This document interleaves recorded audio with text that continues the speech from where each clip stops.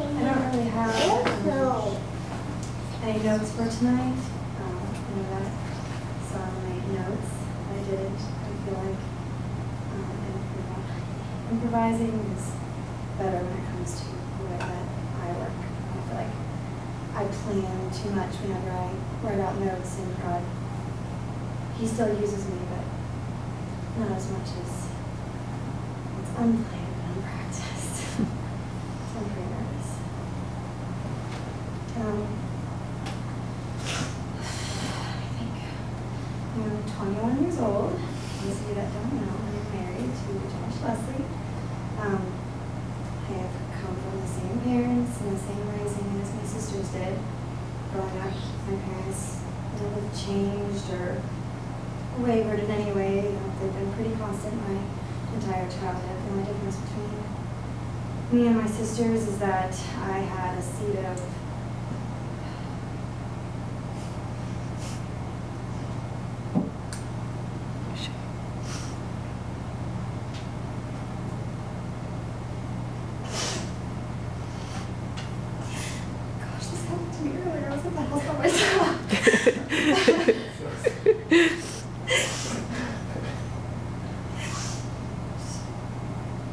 difficult for me remembering things.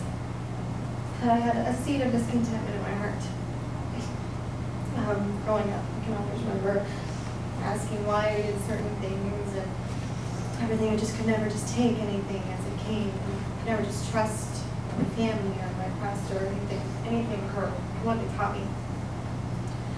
I always had questions and doubts, and I was always discontent with everything. And it grew. The older I became, the more discontent I became. And over time, I became one of those Christians that was fake Christians, hypocritical Christians that I hate. Became understanding, I guess. I played the piano for church, and I traveled, sang with my family, but I wasn't here. I was never here. I was somewhere off dreaming of something better. You guys, you know me, I was here when my family started this church, but for about a year I disappeared, stopped coming. So this is pretty much just about the time when I stopped coming happened. Over the course of time, I had questions from my parents, and they wouldn't allow me to do certain things, and I figured I could take care of myself. So I began going behind their backs to continue doing what I wanted to do. I snuck out at night and all different sorts of things. And whenever the time came when my parents found out about it, I opted out to leave. With the story that my parents disowned me. Told everybody my parents disowned me, but it was my choice. I did what I wanted, and that was the consequences of it. I had to leave. And then so began a downward spiral. I thought I was free. I was going to be able to finally make my own decisions. But I look back on it, I don't remember anything pleasant about it at all. I got heavy into drugs, alcohol, amongst other things. I tore apart relationships with my family. As if it wasn't bad enough with my family, I was living with Jordan and Haley at the time. I think they're just about ready to set me on fire. I'm probably thinking about killing me in my sleep every night. I made it pretty hard for them as well. And just took for granted everything I had. Every roof I had over my head, even strangers, worldly people I lived off everyone. I still took for granted what I had, and I even made them hate me. I was supposedly one of them. I was trying so hard to be one of them. It just everything just went out of control, and finally something happened that was a life changer for me. And I had my mom ask, she gave me this option of going to camp with her and my family in July of 2012, I believe, or not 2011. At the time, I couldn't keep a job, I had no car, I was constantly moving from place to place, and right when Mom gave me the option, all of a sudden I got hired. I had someone who was willing to let me use their car. I had someone who was going to let me stay with them for however long I needed to. All of a sudden, I was given everything I needed. And it just came down to, do I want to continue living this way, or do I want to try something else? And I figured, probably won't go to camp. Probably just take the job.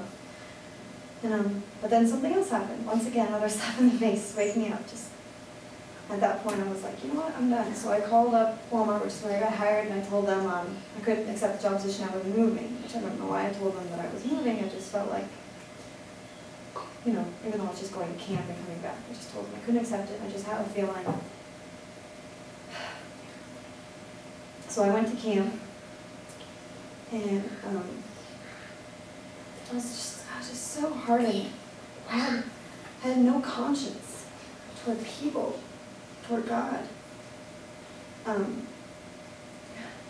I went to camp, and they were just funny to me. The whole thing was just funny to me.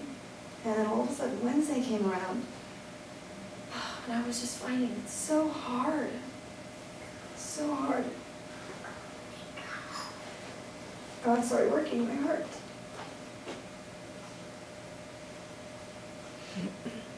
I thought it so hard.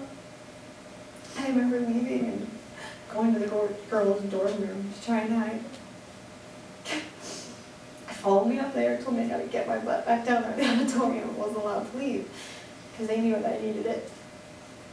I went back down there and I fought it and I fought it and I fought it. And that night came, and there was a really bad storm outside, and all the lights went out, all the power went out in the whole building. It got really hot. I couldn't see your hand in front of your face. It was just pitch black. But God was moving, and the preachers knew it, so they just continued to preach. And there was probably about 100, maybe more, kids in the room, in the auditorium, not including all the adults and counselors. The preacher was preaching on hell.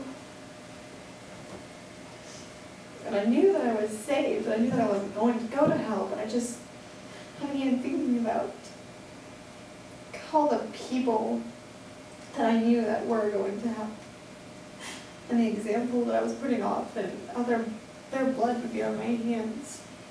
But I was sending them to that place, and then if it wasn't for me being saved, I'd be right there along with them. And I had just taken for granted everything He had given me, everything that the Lord had given me. And I went to the altar and I just started bawling. I could not stop crying. I'd never cried so loud in my life. I felt like I was the only person in the whole room. And I couldn't pray though. I wasn't praying, I was crying just really hard. And I couldn't say anything. I couldn't even think a prayer. After all these years of growing up in a Christian home, going back into church wasn't natural anymore. I'd lost that because living in the world and doing what you want, that's natural. So it became a lot easier to be that way than to be a Christian.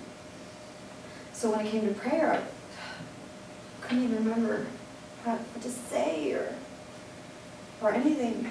And I felt His hands being laid on me. I felt my family around me. This little old lady came to me. She knelt next to me. She said, "What's wrong?" I told her I can't pray. She helped me through it. She helped me. What am I sorry for? She said. So I told her what I was sorry for, and she's like, "No, all you have to do is say that to God. It's the same thing. He's right there. He never forgot about you. You need to approach Him. It's not that He's not there. You aren't approaching Him." So it was just so hard for me to get out. And when I started praying, I felt like I was yelling. So ashamed, but I couldn't stop. I just started giving up certain things one at a time, and there were just certain things I couldn't, though. I mean, I had given up so much, and as far as everyone was concerned, I was done.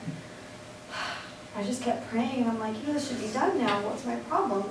Because I knew that there were certain things I still wasn't willing to give up. It was just such a long process. But I finally got through it. I gave up everything, and just like one of those fairy tale stories, just feel like just everything was lifted. I felt so much lighter. I had people coming up to me and hugging me and crying with me. I had everyone praising God, and it wasn't about me. It was because of the work that God had done in my heart. And everyone probably had so many doubts about what he could, not what God could do, but it was actually going to happen. Just because of how I was and how I had been living, and just how hardened I had been for so many years.